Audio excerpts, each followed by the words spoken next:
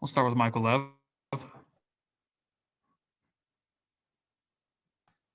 Jay, I know that it wasn't a full house or anything like that, but how would you describe what the atmosphere and environment were like at the ballpark tonight?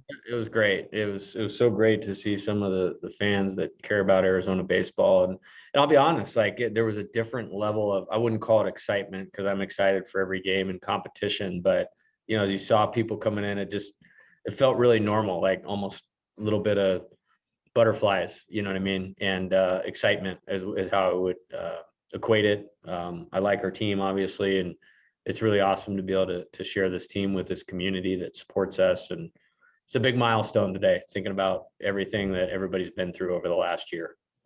Sure. You talk a lot about winning games in different ways. I know you had 8 runs tonight, but it wasn't sort of, I don't know, a typical Arizona explosive offensive performance. What were some of the other elements of your game that you feel like maybe stuck out tonight and might have been just as big of factors in the win? Yeah, honestly, I think that's almost a little misleading too, because I thought we hit several balls hard with runners on base. Some really quality at bats that we didn't get positive results for. So I told the team it was a unique game in the fact that I felt like we did play really well. And we're still working really hard. And part of that, you got to give credit to Wichita. They're not going to go away. That's a really good team. And we got our hands full the next couple of days with them. But I was really pleased with Chase responding in the fashion that he did. I think he set a really good tone for us in terms of attacking the strike zone, recording outs, which I thought was great. We had the one mishandled ball in the outfield, but I thought we played really good defense. I thought there was 2 plays in the infield, three actually, by all of them. One by Kobe to end an inning, one by Tony to end an inning on plays that weren't routine. And then obviously Jacob starting the 6-4-3 double play in the 8th. So I thought our infield defense was outstanding tonight. And then offensively, Liam Eddy, I've kind of had this game circled for a while. He's had a really good career at Wichita and has beaten some good teams and posted some good numbers. And he's a good pitcher. We caught that 5 spot. And then there was just some other small things that we did that were really good. Mac dropping that drag bunt down for a run with a runner on third and 2 outs. Kobe beating the force. Is that something we work on? He's been working on it for 4 years, and it doesn't come up in a game all the time. But that was a huge play. And just think about that extra run right there at the end of that game with, it's the difference between the tying run being at the plate versus the go-ahead run at the plate. And we were right in the middle of their order. So those 2 runs, might get lost in the shuffle, but I thought it was a really quality play by our team tonight. Sure. After some volatility in the middle infield the last couple of years, kind of moving guys around, you have, talked about how you settled on 2 guys. Jacob's going to be the shortstop and Kobe's going to be the second baseman. Given that and the way that they've played, how much more confident are you when a ball is hit to one of those 2 guys and need to turn that double play to end an inning? Yeah, I have great confidence. They're great kids. Both of them have an extraordinary work ethic, a desire to be good, and they've improved. They've improved during their time here, and they earned those spots. And I think they're both playing at a really high level. I don't know if you guys saw Kobe's play to end the game against Missouri on Sunday. That was a spectacular play. And then Jacob's just been really steady. And really, really steady. And that Wichita came in, I think, fielding over 980, and playing on this infield is difficult. And they struggled with that a little bit tonight. So the way those 2 guys have controlled the baseball for us has really lifted our pitching staff and has really lifted our team as a whole defensively. And I'm really proud of their improvement, and it really gives us a boost if they continue to control the ball the way that they are. Next question, Matt Moreno. You'll sometimes talk about guys that maybe we don't talk about enough, and maybe just don't go as recognized. Is Tony Bullard one of those guys based on kind of what he does for you guys? Yeah, Tony is, it's a great question, Matt, by the way. I think that he's just a winning type baseball player. I think if you look at the stat sheet, you go like, hey man, this guy's 2 for 15 or 2 for 16, whatever, and he could get lost. But he made a play against Missouri in a tie game, or excuse me, we're up by 1 or it was a tie game. That was just critical to us, keeping the momentum in our dugout and then eventually breaking through. And over his time here, he's taken a lot of quality at bats and moved the offense. He worked really hard the last couple of days on some swing things. And I think we saw that tonight. He smashed one to center. That 2-out hit was a big deal. Him and Dante going 2-out hits with runners in scoring position back to back again was the difference in the game as well.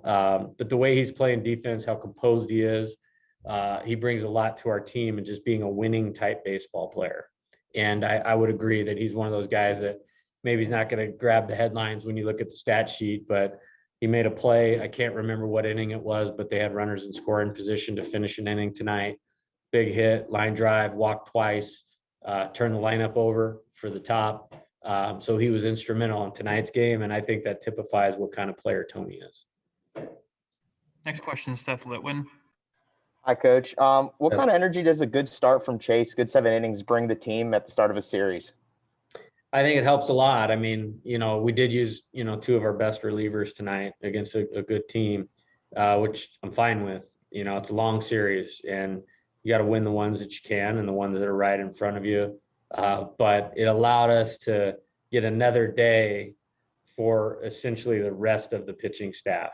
And when you're coming off 3 weekends in a row where we've played 4 in a row and we have 3 more this weekend, that's going to be critical to the success we're allowed to have or we create for ourselves this weekend. So that was a big performance by him. I'm really proud of him. He's a great competitor. And like I told the team, he hasn't had too many games like last week against Oklahoma, which is a really good offensive team. But I thought his response to that outing was outstanding. That's great. Thanks, Coach. All right. Thank you, Coach. All right, guys. Have a good night. Questions for Preston Price, please raise your hand.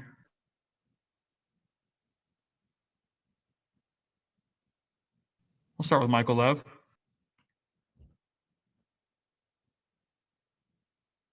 Michael, you're muted. Yep. Oh, yeah. Preston, it seems like every time that you've come into a game this year, there have been runners on base. What is your mentality in those situations? Just go out there and just do my job. Don't let them get home. Don't let them advance, and just pick up my guys. I mean, my guys are out there working hard, so I got to do the same for them. I can't let them down. Sure. Do you have more adrenaline in those situations? Do you have to kind of keep yourself under control? Just keep myself under control. I feel like if my adrenaline gets too high at times, I start to go too fast and everything starts racing. So if I just breathe and just do what I can do, then that'll be easiest for me. Sure. There is a certain element when you're a closer where you want to be kind of pumped up, right? You want to come out and you're only going to throw a certain number of pitches, a certain number of innings. Mm-hmm. When you were out there tonight, could you feel the crowd? Could you sense that they were there and cheering you on at the end? Yeah. I mean, obviously I hear it. I just don't pay any attention to it. I just focus on the glove, and I just know the count, keep the count in the back of my head, and then just focus on the glove. Sure. Was it nice to have that support tonight compared to the first couple weekends? Yeah, no, it was nice seeing people out there again. What do you think? Oh, go ahead. Next question, Seth Litwin.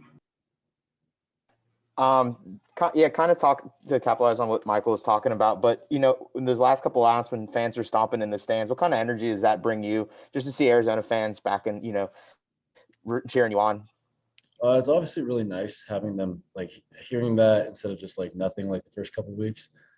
Just knowing that the crowd is behind me and that they're just excited to see what happens. But I can't, like I said, with the adrenaline part of that, I can't really let that just get me out of my zone. So I just got to breathe and just focus on making that pitch. And then the team's kind of on a little roll right now. What kind of things you guys, make sure you're not getting, too far ahead of yourself and just looking forward to the next game?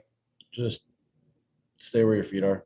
Focus on the next 200 feet and not anything else besides that. Don't look too far down the road, because if you focus on that, then you won't be able to get there without the baby steps first. So you just got to do that first. That's great. Thank you. Michael, go ahead. In what ways do you think you've improved as a pitcher over the last 2 years or so? just being a student of the game, watching people pitch and everything, like taking notes, talking to Coach Yeski and Cameron Main a lot, just learning what they have to give and just taking notes from the big leaguers. I feel that what Coach Yeski has taught me has improved my body a lot with my arm path, with my lower half and everything like that. So, I mean, just picking their brains on what they can teach me and learning that and using it, it's helped extremely. Sure. Has your velocity increased since during your time here at Arizona? I'm not really sure. I'm not a big velocity guy. I just focus on making pitches and hitting my spots.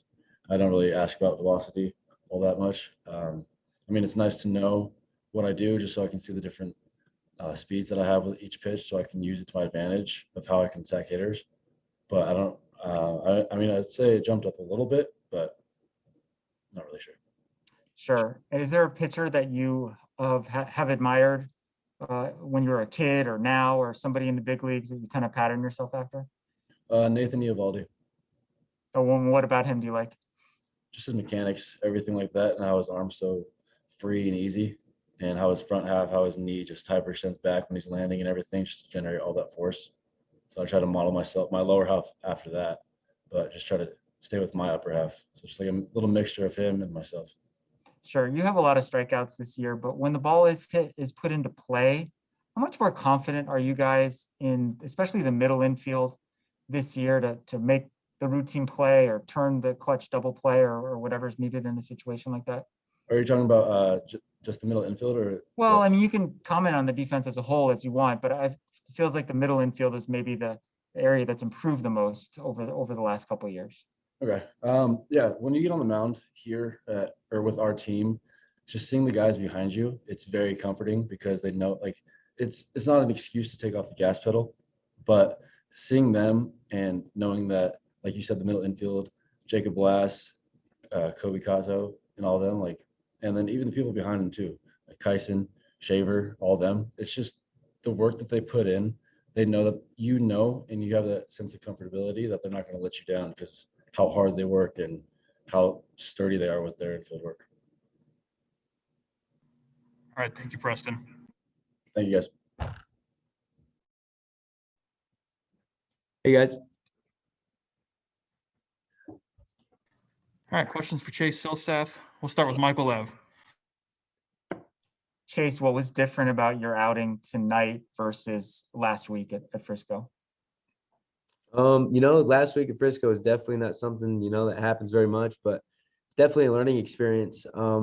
So fastball command is what it came down to last week. Left some balls up. When you leave the balls up, then they're going to put more in play, more line drives. And this week, when you kept the ball down, most of their hits were even just ground balls through the hole. So there's just nothing you can do about that. But definitely just all about fastball command from last week to this week, just being able to command the fastball down, in, out a lot better last week. And that just came to more success this week, but still a lot to learn. Good defensive performance tonight by the defense, one miscue, but so what, next pitch, and Dante, got to hit the next inning or something like that, and he got the next one hit to him. So that's great. Sure. When you have an outing that doesn't go the way that you want, are you really hard on yourself afterward? Yeah, not hard on myself, just in my head, stinks, sucks that happens, but there's still a baseball game going on for your team. So you got to get behind them to, score runs or get behind the next pitcher to get out there to keep it, minimized.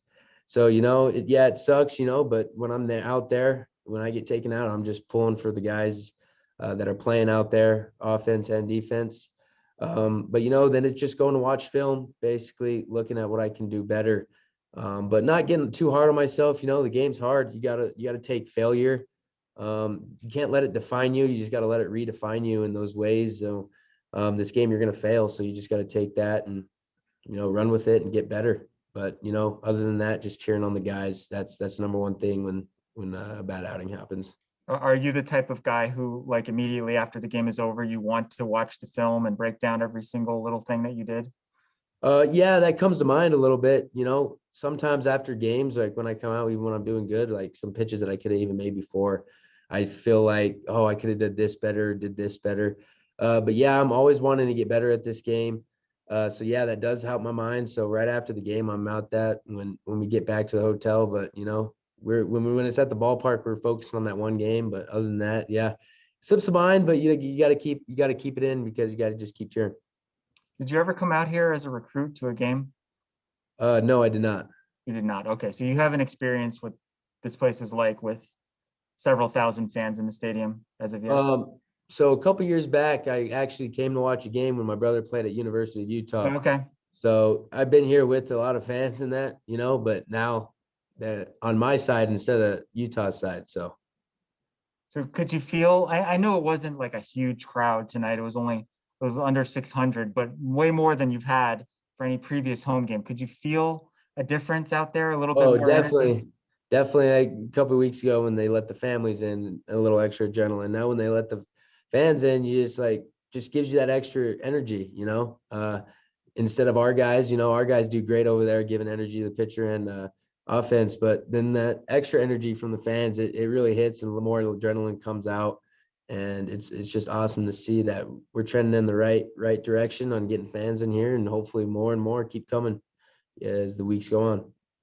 I'm not sure it's been the case every single time he's come into a game, but it feels like every time he comes into a game, Preston Price has runners on base and he strands them most of the time. What impresses you the most about him? Just his command and his leadership. Everyone wants to be like him because he has great leadership, great leaders. And he just comes in and he's just dialed in. When he comes in, he loves it.